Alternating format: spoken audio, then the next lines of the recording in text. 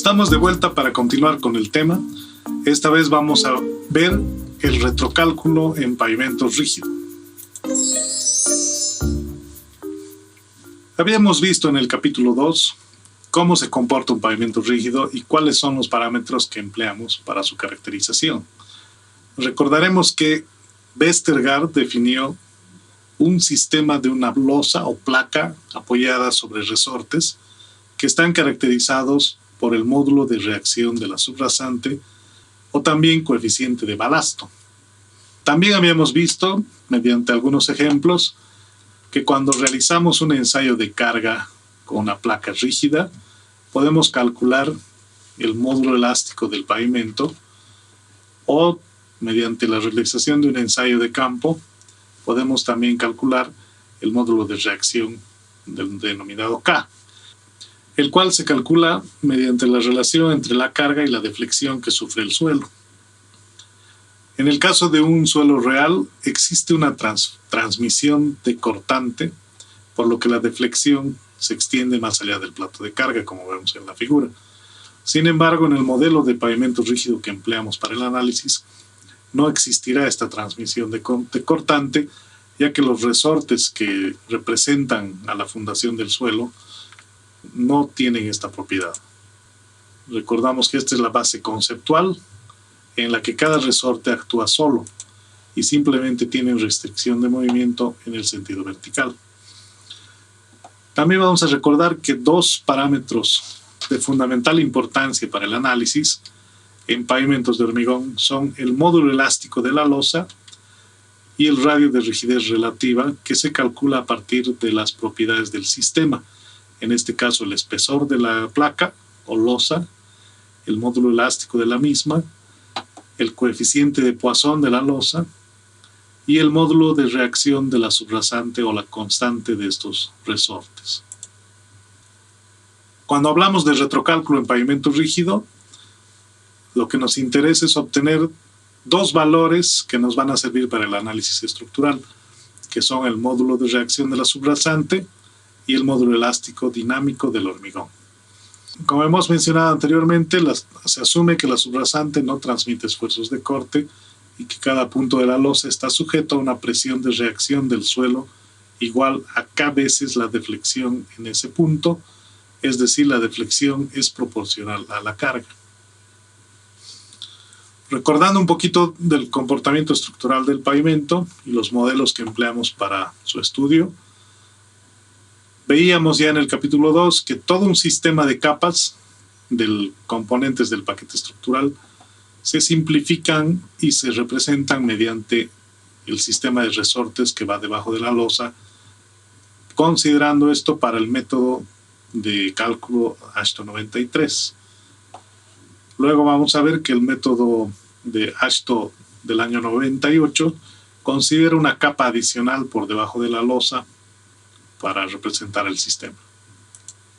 Cuando realizamos ensayos de campo para obtener resultados en losas de hormigón, se requiere inicialmente realizar las mediciones en el centro de las losas. Esto para obtener deflexiones que sean útiles, es decir, cuencos de deformación que nos permitan calcular las propiedades del sistema. Como habíamos mencionado en los capítulos anteriores, el comportamiento estructural de un pavimento rígido es algo complicado y depende mucho de las condiciones climáticas y así como de las propiedades del hormigón que componen toda la estructura. Recordemos que el clima en muchos casos genera la contracción por secado de la superficie de las losas, lo que hace que éstas pierdan el contacto con la base. Entonces se generan pequeños vacíos en los bordes y las esquinas de las placas que no permitirían la realización de un ensayo de deflectometría de la forma más adecuada. Es por eso que se recomienda siempre realizar los ensayos en el centro de las losas, ya que tenemos la seguridad de que en esta zona el contacto es pleno entre la placa de hormigón y la capa inferior. Vamos a recurrir a las soluciones que habíamos visto en el capítulo 2, entre las que habíamos estudiado está la solución de Vestergaard para la condición de carga en el interior de una losa infinita. Recordábamos que la deflexión puede calcularse con esta expresión que está en pantalla, que vamos a utilizar ahora para explicar la derivación del método de retrocálculo, el método inicialmente denominado método de Illinois, debido a que este método se desarrolló en esta universidad en los Estados Unidos. Para esto, inicialmente se deriva la función que corresponde al radio de carga sobre el radio de rigidez relativa que vemos acá en la ecuación, lo cual nos resultaría en que esto es una función, tenemos una función que depende de esta relación. Si el radio de carga es constante, debido a que la carga del deflectómetro se realiza con un mismo plato de carga, por lo tanto sí es constante, entonces veremos que la función anterior solamente dependerá del radio de rigidez del sistema. Es decir, la deflexión será función del radio de rigidez del sistema, porque las otras son constantes. Y si dividimos estas expresiones para dos deflexiones del mismo cuenco, tendríamos algo similar a lo que se ve en la pantalla, lo que nos indica que el radio de rigidez dependerá solamente de la relación entre dos deflexiones de un mismo cuenco. En lugar de tomar solamente el cociente de dos deflexiones, podríamos tomar el cociente, el promedio, de 4 deflexiones. Entonces, si nos imaginamos la losa que estamos evaluando, aplicamos una carga de un deflectómetro de impacto con 40 kilonewtons, y si tuviéramos 4 geófonos separados, equidistantes, con 12 pulgadas entre cada geófono, tendríamos 4 lecturas de deformación en la losa con la aplicación de esta carga. Ahí vemos un esquema de las deflexiones 0, 1, 2 y 3, separadas 12 pulgadas cada una. Si calculamos el área que corresponde a cada deflexión, tendríamos la deflexión 0 con un radio de influencia o un área de influencia de 6 pulgadas. La deflexión 1 tendría 6 pulgadas a cada lado, lo que hace 12 pulgadas, y así sucesivamente, lo cual nos permitiría calcular el área que se produce dentro del cuenco de deformación para estos 4 geófonos o estas 4 deformaciones. Entonces esto nos daría un área total que va a representar la característica estructural del sistema de losa con la base existente. Este es un indicador estructural que ya lo hemos explicado, lo hemos mencionado anteriormente, y ahora vamos a ver cómo se calcula. La ecuación de esta área es simplemente lo que hemos visto ya gráficamente. Va a ser la suma de las áreas individuales de cada deflexión multiplicado por el ancho del área que afectan. Entonces tenemos la ecuación que nos va a permitir calcular esto y que va a representar y a la vez nos va a ser útil para calcular el módulo de reacción de la subrasante. Una vez que conocemos el área, los investigadores que han desarrollado este método han encontrado una relación con el radio de rigidez del sistema y también con el módulo de reacción de la subrasante. Entonces, como habíamos visto anteriormente, veíamos que la deflexión depende solamente del radio de rigidez. Entonces, podemos ver en esta figura que si ingresamos con el radio de rigidez del sistema, podríamos obtener el área o viceversa, tanto para una fundación que sea representada por un sólido elástico o por un líquido denso, como es el caso del modelo de Westergaard. Entonces, conociendo el radio de rigidez relativa, obtendremos la deflexión normalizada de la siguiente gráfica. Volvemos a la primera relación con la que habíamos empezado y podemos calcular a partir del radio de rigidez la deflexión normalizada para cada uno de los geófonos que estamos empleando.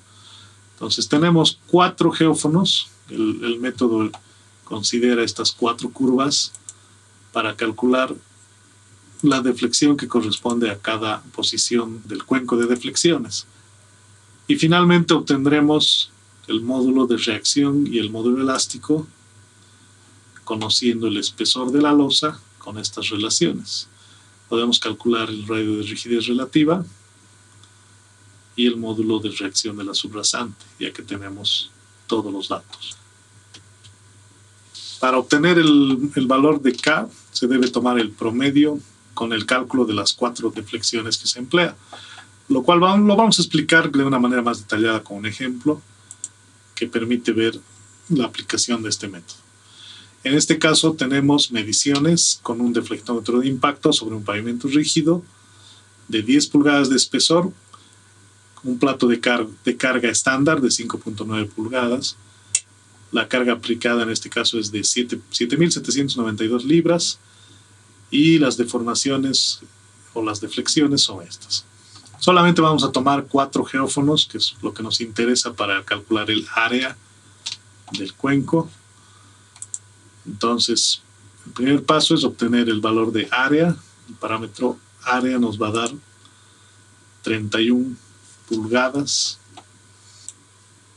Posteriormente obtenemos el valor del radio de rigidez relativa, empleando la gráfica que hemos visto anteriormente.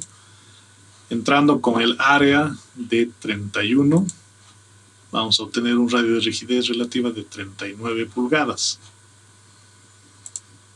El siguiente paso es obtener las deflexiones normalizadas para los 4 casos que tenemos. Vamos a emplear esta ecuación y vamos a despejar el valor de K en esta ecuación.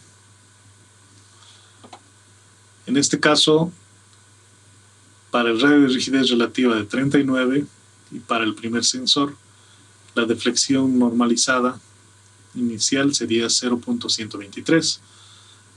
Reemplazando en la relación, conocemos la carga, deflexión normalizada, la deflexión medida bajo el plato de carga y el radio de rigidez relativa. Entonces obtenemos un valor de 210 libras por pulgada cúbica o 57 meganewtons por metro cúbico. De la misma forma, para el primer sensor, obtenemos una deflexión normalizada de 0.115 y un módulo K de 210 libras por pulgada cúbica. Y repetimos para los 2 sensores restantes. Como podemos ver, los 4 valores del módulo K son bastante parecidos, pero vamos a calcular el promedio.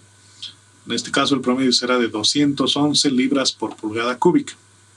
Y ese sería el resultado, que corresponde a un valor K dinámico, debido a que esto se ha obtenido mediante la aplicación de una carga dinámica para medir las deflexiones.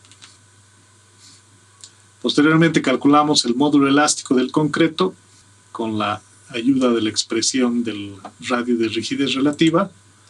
Despejamos el módulo elástico y obtenemos el valor de 5.7 millones de PSI o 39.3 gigapascales. Y con eso ya conocemos los 2 parámetros más importantes para la evaluación estructural del pavimento rígido existente. Ahora vamos a ver la aplicación de este concepto, pero aplicando el método que está incluido en la guía de diseño de pavimentos del AASHTO 93. Este método se basa en el desarrollo de Illinois, por tanto es muy similar al anterior, pero ha sido simplificado para poder aplicarse de manera más directa.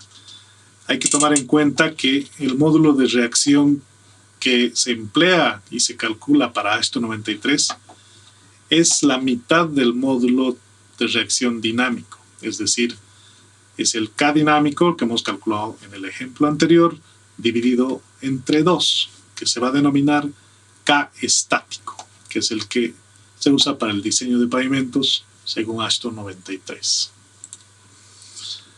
Calculamos el área, el parámetro del área se mantiene igual, son los mismos sensores a 12, 24 y 36 pulgadas del punto de aplicación de la carga. Entonces ya sabemos calcular el área. Y del anterior ejemplo vemos que teníamos un área de 31 pulgadas y una deflexión en el sensor bajo la carga de 0.03 o 3 milésimas de pulgada. La guía AASHTO nos provee estos ábacos para obtener las soluciones directas del K, en este caso dinámico, a partir del parámetro área medido con el deflectómetro de impacto. Un punto que debemos tomar en cuenta en este método es que las soluciones están calculadas para una carga de 9.000 libras y un radio de carga de 5.9 pulgadas. Entonces, si tuviéramos el caso, como el ejemplo anterior, en el que la carga de aplicación ha sido de 7.700 libras, tendría que repetirse el ensayo, preferiblemente, para llegar a una carga lo más cercana posible a las 9.000 libras y así obtener un menor error en el cálculo del módulo de reacción. Con el valor del área, entonces, y además la deflexión máxima bajo la carga, podemos obtener el módulo de reacción dinámico de la subrasante con esta gráfica. En el caso del ejemplo anterior, vamos a suponer que se ha vuelto a realizar el ensayo de deflectometría y con una carga de 9.000 libras se ha obtenido una deflexión bajo el plato de carga de 0.0035 pulgadas. En este caso podremos emplear este ábaco y vamos a obtener, entrando en el eje horizontal con el área y en el eje vertical con la deflexión máxima, en milésimas de pulgada. Hay que tener cuidado con esto, convertir las unidades a milésimas de pulgada, entrar acá con 3.5 y obtenemos una estimación del valor del módulo de reacción K dinámico, que está cerca, poco más de 200 libras por pulgada cúbica. Entonces, esto vemos que va a coincidir con la solución que hemos calculado anteriormente, la cual estaba cerca de 210 psi. El método AASHTO también nos provee estas ecuaciones que nos permiten realizar el cálculo directo, resolviendo la ecuación, en lugar de la anterior gráfica, lo cual nos permitiría, si se programa esto en una planilla de cálculo, realizar un proceso más rápido. Y siempre debemos recordar que para el diseño, como paso final, vamos a calcular el módulo estático dividiendo el valor dinámico entre 2. Posteriormente, con el valor del área y el módulo K calculado, debemos obtener el parámetro EC por el espesor al cubo. ¿Qué significa esto? Vamos a emplear el área del ejemplo, que era 31 pulgadas, y vamos a hacer coincidir con la curva que corresponde al módulo K, en este caso 210 aproximadamente, y esto nos va a dar el parámetro que es la multiplicación del módulo elástico del concreto por su espesor al cubo. Es un parámetro de rigidez. Entonces, a partir del gráfico, obtenemos el valor aproximadamente de 6.9 por 10 a la 9 y despejamos el módulo elástico. En este caso se dividirá entre el espesor al cubo, que era 10 pulgadas, obteniéndose finalmente un módulo elástico de 6 millones de psi. Algunos valores típicos para el parámetro área son los que se ven en pantalla. Normalmente los pavimentos de hormigón tienen valores de 24 hasta 33 pulgadas. Los pavimentos flexibles gruesos, es decir, con más de 4 pulgadas de concreto asfáltico, tienen valores típicamente entre 21 hasta 30 pulgadas. Y si hablamos de pavimentos flexibles delgados, es decir, menores a 4 pulgadas, estaríamos considerando áreas de 16 a 21 pulgadas aproximadamente. Cuando se tienen pavimentos con tratamientos superficiales bituminosos, el área estará entre 15 a 17, es decir, estamos hablando de pavimentos con capas granulares. Y si tuviéramos pavimentos débiles con revestimientos de tratamientos superficiales bituminosos, el área podría bajar hasta un valor de 12 a 15 pulgadas. Como podemos ver también en esta gráfica, los pavimentos flexibles que convencionalmente se emplean en nuestro país son catalogados como pavimentos delgados. Entonces es un aspecto a tomar en cuenta, ya que las técnicas de retrocálculo, especialmente los métodos iterativos, están comprobados normalmente en pavimentos más gruesos, debido a que el proceso de cálculo funciona mejor cuando las capas rígidas en la superficie son más gruesas. Se ha reportado por varios investigadores el hecho de que cuando tenemos capas delgadas de concreto en la superficie, es decir, 2 a 3 pulgadas, es un tanto difícil calcular los módulos de capas individuales empleando los métodos iterativos. Bueno, y finalmente vamos a ver el retrocálculo por el método AASHTO 98. La guía AASHTO publicó este suplemento del año 98 con un método alternativo para el diseño de pavimentos rígidos, con adiciones de conceptos mecanicistas que ya tomaban en cuenta, por ejemplo, el alabeo de las losas, el tamaño, la distancia transversal de las losas, el efecto de bermas atadas, el efecto de losas con sobreanchos, que se han ido comprobando mediante varias investigaciones que tienen un efecto estructural muy importante, lo cual el método AASHTO con su ecuación empírica no puede tomar en cuenta. Todos sabemos que cuando diseñamos mediante AASHTO 93 no se puede tomar en cuenta diferentes dimensiones de las losas, lo cual limita un poco y nos da resultados que son aproximaciones para las condiciones de los Estados Unidos y del test de aquella época del ensayo vial, ¿no? Entonces, si vamos a emplear el suplemento de diseño de pavimento rígido del AASHTO 98, necesitamos emplear este método de retrocálculo. En este modelo, como ya les había adelantado anteriormente, el sistema de capas del pavimento se va a representar, se va a idealizar por 2 capas de materiales elásticos apoyadas sobre una fundación de Winkler. Es decir, la losa de hormigón va a tener un módulo elástico, un espesor definido. La base va a tener también un módulo elástico y un espesor definido. Y el módulo de reacción de la subrasante será representado nuevamente por la constante de los resortes y corresponderá al módulo dinámico obtenido por el retrocálculo. En este caso debemos tomar en cuenta que se está dejando de lado el concepto del método AASHTO 93 de emplear para el cálculo el modelo del K estático. Para el método del año 98 se definió cambiar al K dinámico, es decir, no se requiere la corrección. Para aplicar este método debemos conocer el parámetro área 7, que reemplazaría al parámetro de área del AASHTO 93. Este parámetro fue definido para el empleo de 7 geófonos, es decir, la información del cuenco de deformaciones, que se obtiene a 7 distancias o en 7 puntos a lo largo del ensayo, que corresponden al sensor debajo de la carga y los sensores correspondientes a una distancia de 8, 12, 18, 24, 36 y 60 pulgadas. Deflexiones que en centímetros corresponden a distancias de 20, 30, 45, 60, 90 y 150 centímetros hasta la carga. Entonces es importante para este método contar con un equipo de medición que permita la medición en este metro y medio prácticamente.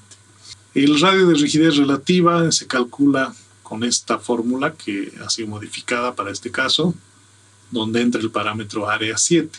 Por otra parte, como proceso de cálculo se debe obtener un parámetro denominado K estático, que está en función del radio de rigidez relativa, la carga y la deflexión bajo el plato de carga. Este K estático no es el resultado final, ya que nos servirá para calcular el valor K de diseño, que sí está basado en la respuesta dinámica del pavimento. El siguiente paso será ajustar el valor de K a las dimensiones finitas de la losa con estas ecuaciones. Podemos ver que el ajuste nos pide evaluar las dimensiones de las losas para obtener un parámetro IL que nos servirá en el cálculo. Si el largo de las losas es menor a 2 veces el ancho, emplearemos este factor. Y si el largo fuera mayor a 2 veces el ancho, utilizaremos este otro factor.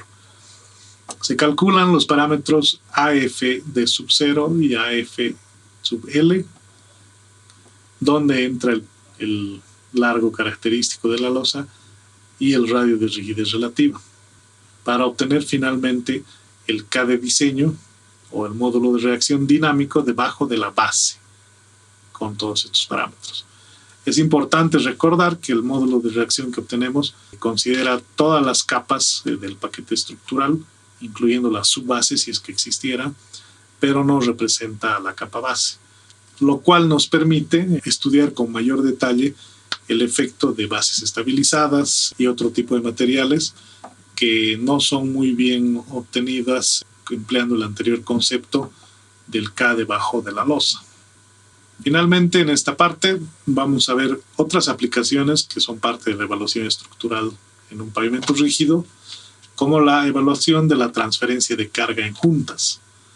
Cuando tenemos un equipo de medición de deflexiones, como en este caso un deflectómetro con un sensor o una regla adicional para la transferencia de carga, podemos ubicar los geófonos equidistantes en una junta y aplicar una carga para medir la transferencia de dicha carga a la losa contigua. Podemos ver en esta imagen la ubicación de un deflectómetro de impacto en el borde del pavimento para la medición de esta transferencia de carga. Acá vemos otras imágenes de deflectómetros que vienen equipados con más sensores para la medición en diferentes sentidos. En este caso podemos ver un plato de carga equipado con reglas adicionales para el caso de mediciones en esquina. El concepto de esta evaluación es simplemente calcular la eficiencia de los pasadores en cuanto a la transferencia de la carga, que es, en términos de la deflexión que se obtiene en las dos losas. El concepto es obtener el cociente de la deflexión en la losa en la que se aplica la carga dinámica y compararla con la deflexión medida en la losa contigua. Dicha eficiencia de transferencia se expresa con un porcentaje donde 100% indicaría una losa continua, que en la realidad no se puede obtener, no existe prácticamente. Entonces, si vemos el concepto de la figura, si no existieran pasadores o barras pasajuntas, al aplicarse la carga existiría una mayor deflexión en el borde de la losa, que se comparte cuando se equipa el pavimento con este tipo de armadura. Y adicionalmente les vamos a comentar acerca de técnicas para la detección de vacíos en las esquinas de las losas, esto empleando equipos de deflectometría. Podemos realizar ensayos en las esquinas para obtener una respuesta del pavimento que nos puede dar una idea de la formación de vacíos, ya sea por laveo o por la erosión de la capa inferior.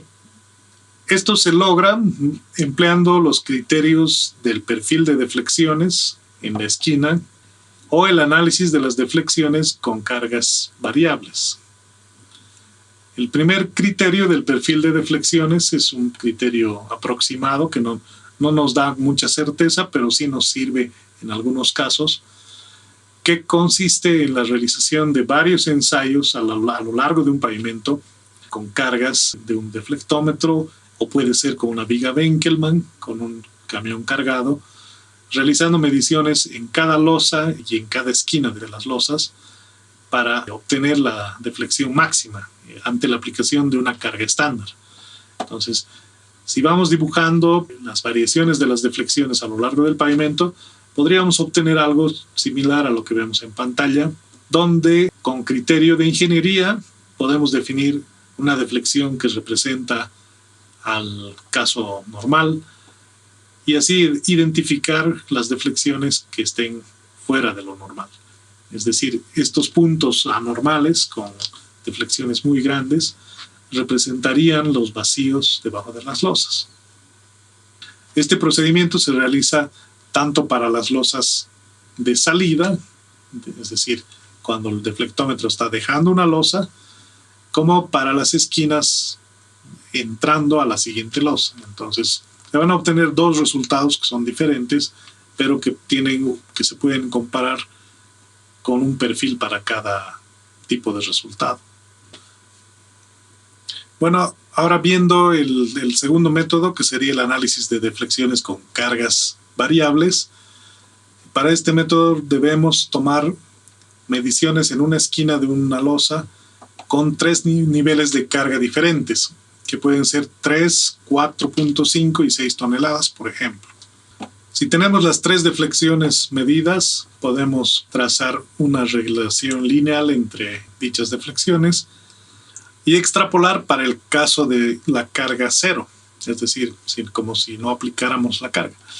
Si no existiera un vacío debajo de la esquina, con carga cero, la deflexión sería cero.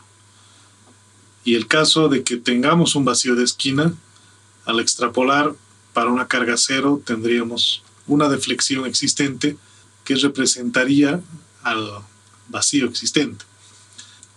Este método de análisis no es 100% exacto, por lo que la bibliografía nos recomienda considerar la existencia de vacíos recién a partir de una deflexión de 50 micras, o sea, 0.05 milímetros.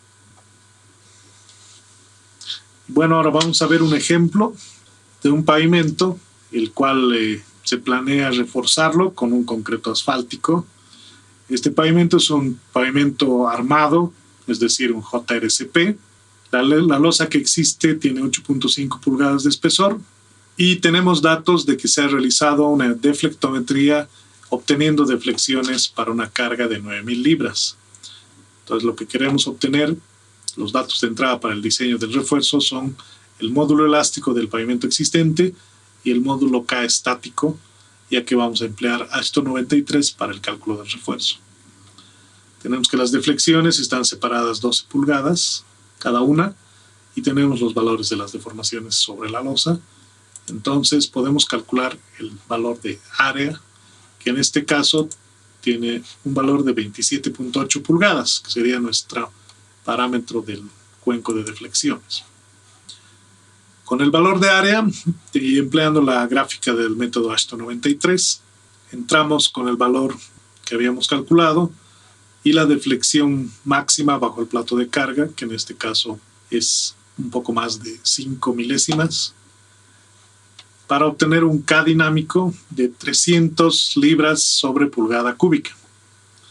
Y con este valor vamos a poder calcular, entrando nuevamente al siguiente gráfico con el área, buscamos nuevamente el valor de 300 libras por pulgada cúbica y obtenemos un valor de 1.7 por 10 a la 9 para el parámetro de E por el espesor al cubo.